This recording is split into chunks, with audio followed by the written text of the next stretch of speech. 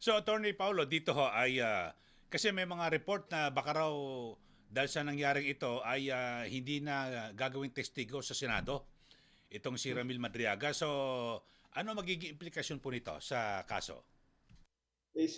Matagal na po kasi nating sinasabi na itong si Ramil Madriaga, well, number one, nagsisinungaling. Pero kaya po mulat sa pool, ang sinasabi po namin is parang hulog ng langit sa defense ni VP Sara itong si Ramil Madriaga dahil alam namin nagsisinungaling siya.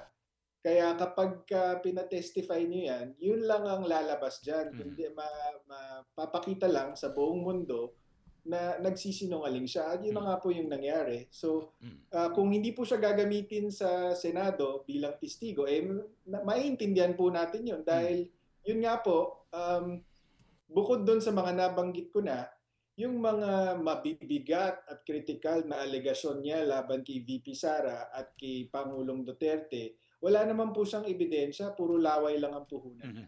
Manatiling nakatutok sa Abante. Sundan kami sa aming social media accounts at huwag kalimutang mag-subscribe sa aming YouTube channel DWAR Abante Radio para sa mga eksklusibong balita.